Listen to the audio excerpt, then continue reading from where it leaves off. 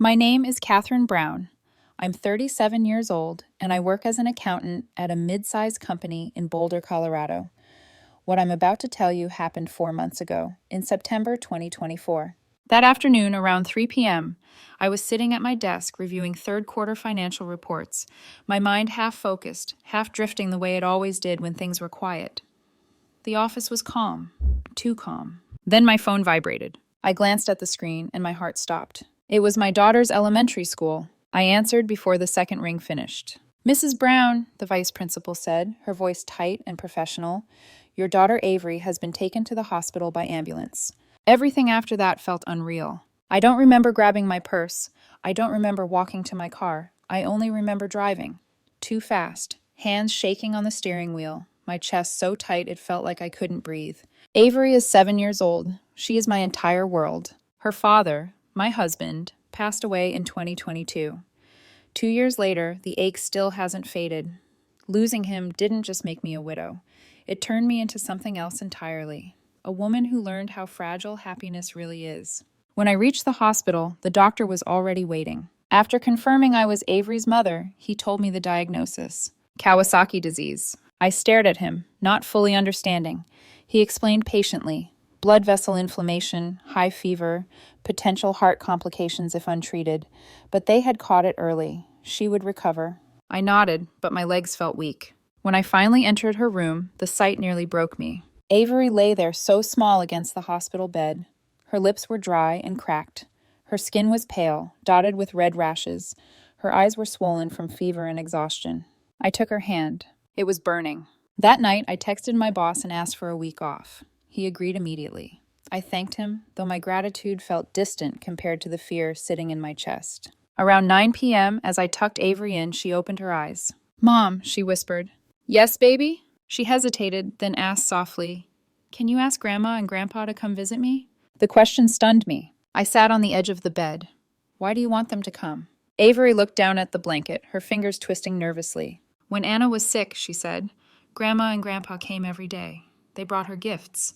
I want them to care about me like they care about Anna." My heart cracked. Anna is my older sister, Caitlin's daughter. When Anna was hospitalized months earlier, my parents took turns caring for her from morning to night. Caitlin barely missed work. I smiled at Avery, stroking her hair. "I'll think about it, okay?" She nodded, trusting me completely, and soon fell asleep. I didn't sleep at all. I sat there in that stiff hospital chair, staring at my daughter, replaying years of memories I'd always brushed aside. I had hoped, foolishly, that after losing her father, Avery would finally receive the love she deserved from my parents. But deep down, I already knew. The next morning, I called them anyway. And that decision would change everything. The next morning, around 9 a.m., Dr. Thompson had just finished examining Avery and stepped out of the room. He'd spoken calmly. Her fever was trending down. The treatment was working. But his serious eyes reminded me this still wasn't a simple cold. I was still holding Avery's little hand when my phone buzzed. "Mom!" For a second, I froze. My chest tightened, not with relief, but with dread. Because in my family, a call from my mother wasn't comfort, it was a command. I inhaled slowly and answered, "Hello, Mom." She didn't say hello back. "Catherine," she began, brisk and excited, like she was reading from a checklist. "Anna's birthday is in 3 days. Your father and I already made reservations. We're doing it at the Capitol Grill. You need to come. And don't forget, bring a gift, a good one." I stared at the hospital wall, the pale paint, suddenly looking too bright. The Capitol Grill wasn't some casual restaurant. It was the kind of place where families posted photos of their steak dinners like trophies. The kind of place where one meal could cost more than my groceries for 2 weeks. I stayed silent long enough that she snapped. "Catherine, did you hear me?" "Yes," I said carefully. "I heard you. But Avery and I won't be able to make it. She cut me off, irritation already sharpening her tone. "Why can't you come? It's a birthday. It happens once a year. You make time." My fingers clenched around the phone. I didn't want to play her game, not today. So I said it plainly. "Avery is in the hospital." A pause. In my head, I imagined the normal response. "Oh my God, what happened? Is she okay? Which hospital? I'm coming right now." But my mother didn't ask any of that. Instead, she said, cold as if we were discussing a schedule conflict, "If she's sick, then you can come alone. Ask the nurses to watch her. Anna is really looking forward to your gift." For a moment, I actually thought I misheard. My eyes flicked to Avery. She was asleep, her cheeks still flushed, the IV taped to her small arm like a cruel reminder that childhood isn't always safe. Anger rose so fast I tasted it. "Mom," I said, my voice shaking, "do you even hear yourself? Do you even see Avery as your granddaughter? It's always Anna, Anna, Anna." The air on the phone shifted. "How dare you raise your voice at me?" she hissed. "After everything we've done." I cut her off this time because something in me snapped. "Avery has Kawasaki disease," I said slowly, forcing each word out. "It can affect her heart if it's not treated. She's been begging me to call you. She wants you and Dad to visit her." Silence. A thick, heavy silence that made my skin crawl. Then my mother spoke again, still controlled, still empty. "Fine, your father and I will arrange to come visit Avery." That was it. No worry, no questions, no warmth. Just a promise that sounded like a chore. And then she hung up. I sat there with the phone still pressed to my ear, listening to the dial tone like it was the sound of something dying. Maybe it was. That afternoon, around 2 p.m., there was a knock on the hospital room door. I looked up, expecting a nurse. Instead, I saw David, my boss, standing there holding a big brown teddy bear. He smiled like he didn't want to disturb us, like he'd entered gently on purpose. "I heard Avery wasn't feeling well," he said quietly. "I wanted to come by in person." I blinked hard, caught off guard by the sudden sting in my eyes. David wasn't family. He didn't owe us anything. But there he was, making time, showing up. Avery's eyes lit up when she saw the teddy bear. She sat up as much as she could, reached out with both hands, and hugged it tight to her chest like it was the most precious thing in the world. "Thank you," she whispered, her voice weak but happy. "I love it." David chuckled softly. "You're welcome, kiddo." I watched that moment with my throat tight, my heart aching for two reasons at once. Because I was grateful. And because the contrast was so painful, it felt like a bruise pressed too hard. Before David left, he placed a hand on my shoulder. "Just focus on your daughter," he said. "We've got work covered. Don't worry about any of that." I nodded, trying to speak, but the words got stuck. After he walked out, Avery cuddled the teddy bear and turned her hopeful eyes on me. "Mom," she asked, almost bouncing despite the fever, "did you call Grandma and Grandpa?"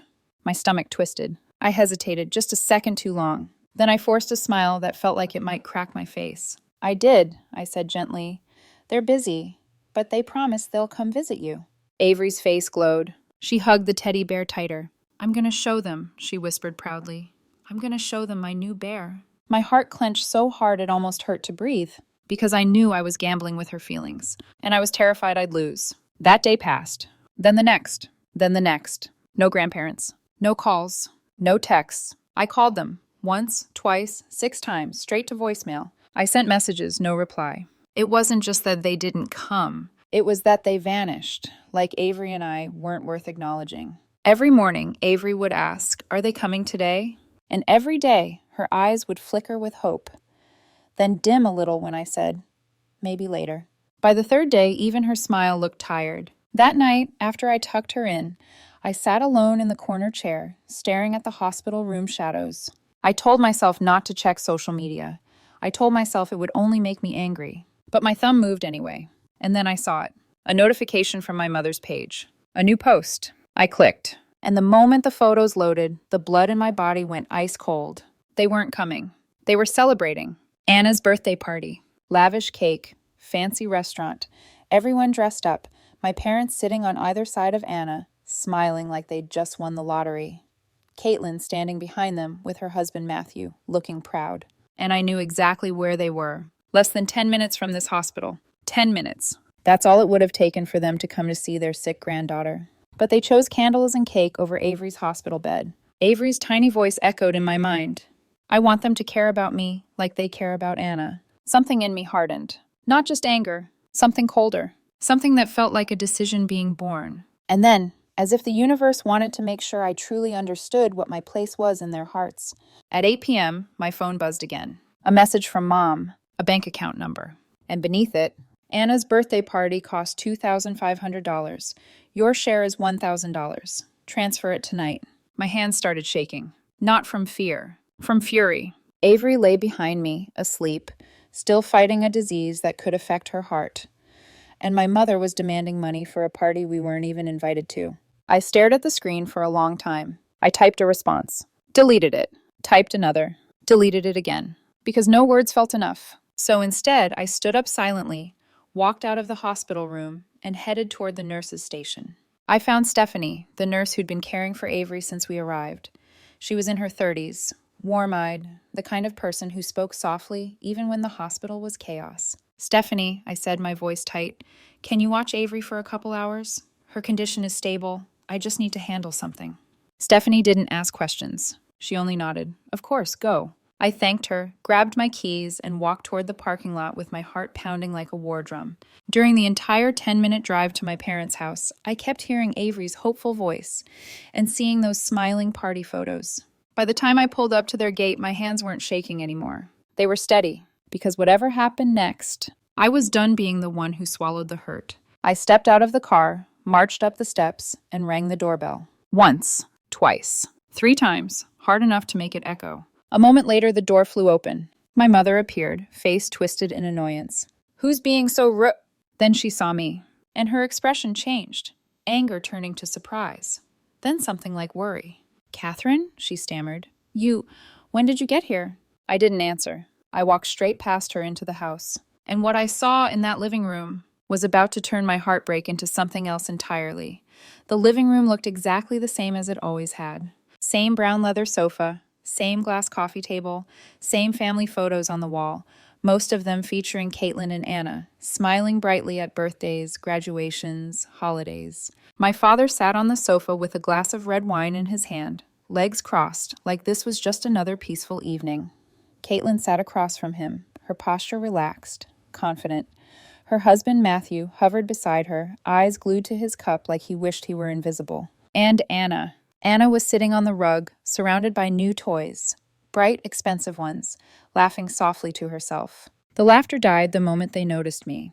Caitlin lifted an eyebrow first, her lips curling into a familiar, mocking smile. "Oh," she said casually, "you're here already? You could have just transferred the money." That was when I realized something terrifyingly clear. They didn't think they'd done anything wrong. Not one of them stood up to ask about Avery. Not one of them looked worried. Not one of them asked why I'd come. I stood in the middle of the room, my eyes sweeping over every familiar face. My mother stood behind me, breathing fast. My father frowned, irritation flashing across his face. Caitlin crossed her arms. Matthew avoided my gaze entirely. For a few seconds, no one spoke. Then something inside me snapped. Without a word, I walked forward, grabbed the glass coffee table, and flipped it. The crash was deafening. Glass shattered violently, exploding across the floor. My father's wine glass flew off the table, shattering against the wall. Red wine splashed across the white carpet like spilled blood. Caitlin's coffee cup hit the ground next, brown liquid splattering everywhere. Everyone froze. My father shot to his feet, pointing at me like I was a stranger who'd broken into his home. "What the hell are you doing?" he screamed. My mother rushed forward, her voice shrill. "Have you lost your mind? How dare you destroy my house?" I turned slowly to face her. "Your house?" I asked coldly. "Since when was this house yours?" She went pale. Caitlin's confident smile vanished instantly. She glanced toward Matthew, her voice sharp and commanding. "Take Anna to the car." Matthew didn't hesitate. He scooped Anna up quickly, murmuring something soothing as he carried her out the door.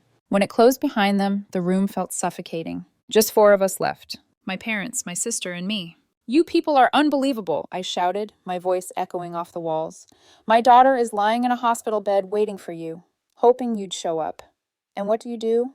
You throw a party, you laugh, you smile, and then you demand money from me."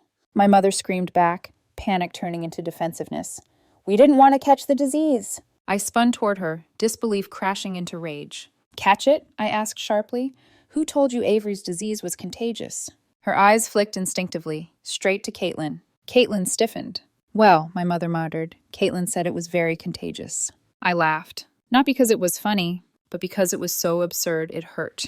A hollow, bitter laugh tore out of my chest. "If that's true," I said slowly, "then you should all prepare coffins. I've been taking care of Avery nonstop for 4 days. I must be infected too. And since you've seen me, well, you're all doomed." The silence that followed was deliciously cruel. My mother's face drained of color. Caitlin looked like she'd been turned to stone. My father opened his mouth, then closed it again, unable to form words. I let them sit in that fear for a moment. Then I turned to my father. "Dad," I asked quietly, "do you even see Avery as your granddaughter?" He flinched. "Of course I do," he said defensively, "and you're my daughter." I nodded slowly. Then tell me, I continued, my voice deadly calm, why you always choose Caitlin over me? Why Anna gets everything, and Avery gets nothing? He looked away. Silence. I waited. Nothing. My mother cut in sharply, her tone irritated. We don't favor anyone. You're imagining things. That was it. The final spark. Shut up, I screamed. Imagining it? When Anna was hospitalized, you stayed with her day and night. When Avery is hospitalized, did you visit her even once? My mother's lips moved. No sound came out. I pressed on. Every year you throw Anna a birthday party. Have you ever thrown one for Avery? Caitlin snapped. Enough, Catherine. Next year we'll throw Avery a party. Stop making a big deal out of this. Her words sounded like charity, like pity. I looked straight at her. I don't need your pity. She fell silent. I turned back to my mother. Why are Avery and I expected to pay $1,000 for a party we weren't even invited to? My mother exploded. It doesn't matter if you attended or not. The spot was already reserved. I burst out laughing again, dry, empty. Wow, I said mockingly.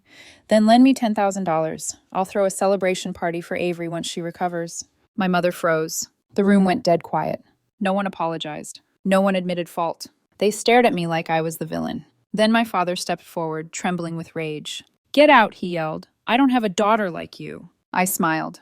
I should be the one saying that, I replied calmly. Avery doesn't need grandparents like you either. That pushed him over the edge. Get out, he screamed again, then suddenly clutched his chest. My mother panicked, running for his medication. Caitlin rushed to help him breathe. I stood there, watching the chaos, feeling nothing. Not sympathy, not guilt, just emptiness. Slowly, I reached into my wallet. I pulled out 10 crisp $100 bills. Everyone stared. I threw the money into the air. The bills fluttered down, landing among broken glass and spilled wine. There's your $1,000, I said coldly. This ends everything between us.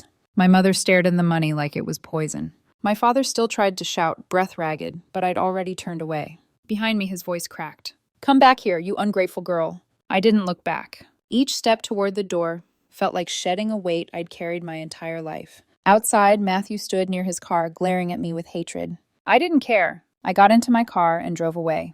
And during that 10-minute drive back to the hospital, as streetlights blurred past my windshield, a thought formed in my mind, clear, cold, and unstoppable. If they thought they could keep taking from me, they were about to learn what it felt like to lose. 3 days later, Avery was discharged from the hospital. Dr. Thompson smiled as he handed me the papers, reassuring me for the third time that her condition was stable, that the worst was behind us. Avery skipped beside me as we walked out of the hospital doors, her small hand wrapped tightly around mine, her teddy bear tucked under her arm. But instead of driving home, I turned the car toward the mountains. Avery noticed almost immediately. Mom, she asked softly from the back seat, aren't we going home? I glanced at her through the rearview mirror and smiled for real this time. No, I said, we're going somewhere better. I took her to a quiet mountain resort about 2 hours outside Boulder. Tall pine trees, clean air, silence that felt like medicine. It was my way of giving her something my parents never did. Priority, without conditions. That night, while Avery slept peacefully beside me, my phone buzzed nonstop. Missed calls, messages, voicemails. My parents, Caitlin, Matthew. I didn't answer a single one. The next day, I finally checked my phone. 183 missed calls, 98 messages. I scrolled through a few. From my father. If you sell that house, where will we live, ungrateful child? From my mother. God will punish you for this. From Caitlin.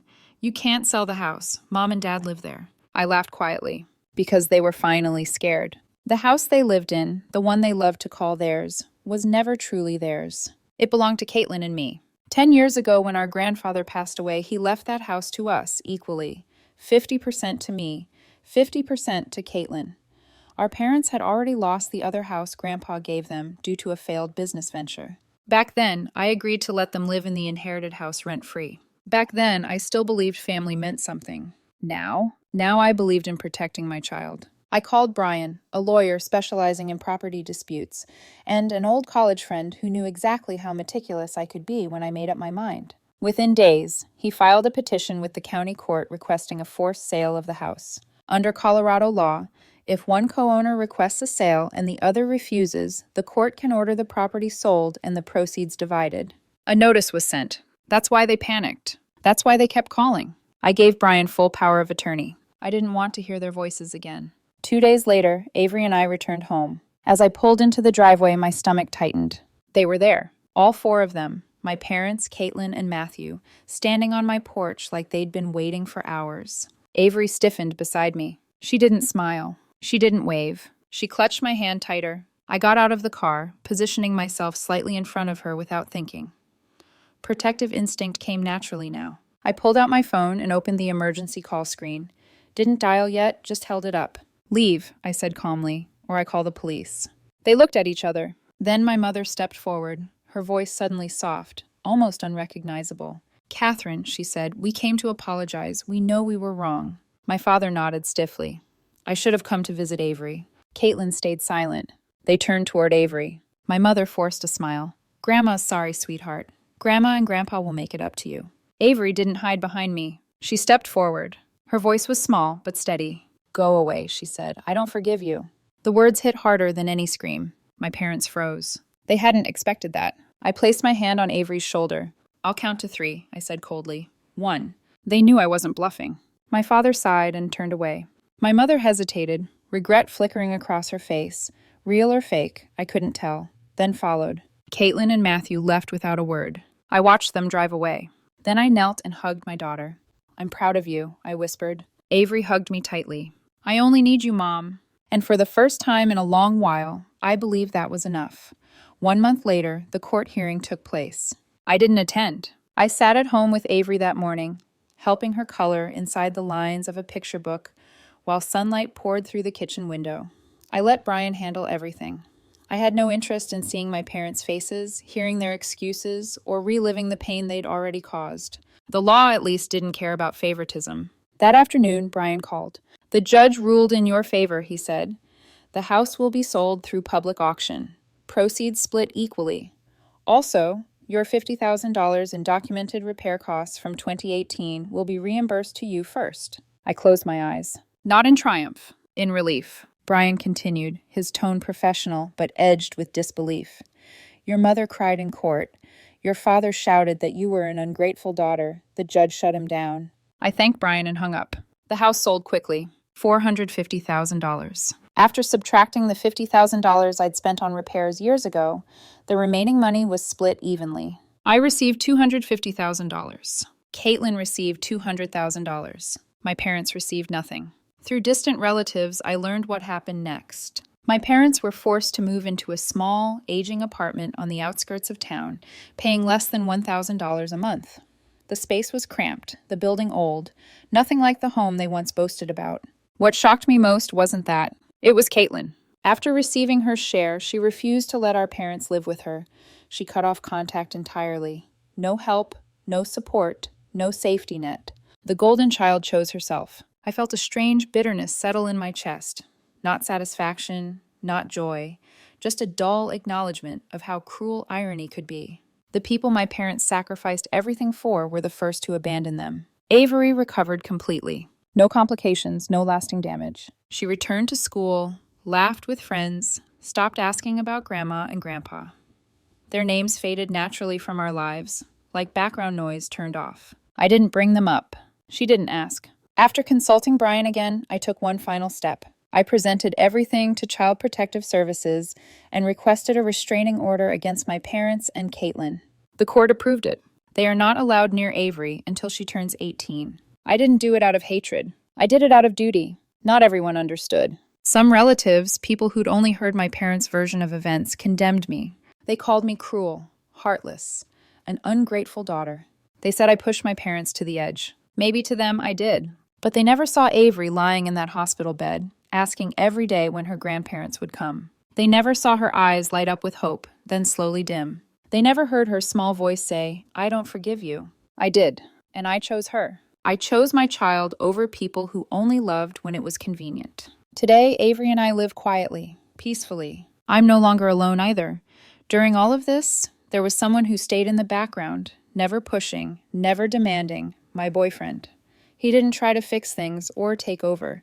He simply stood beside me when I needed strength and stepped back when I needed space. That kind of love doesn't shout. It stays. Sometimes walking away isn't betrayal. Sometimes it's protection. If you've ever been told you're ungrateful for setting boundaries, if you've ever been asked to accept favoritism as normal, know this: protecting your child is never wrong. Thanks for listening to my story. If it moved you, don't forget to subscribe and turn on notifications so you don't miss future stories. And tell me, what would you have done?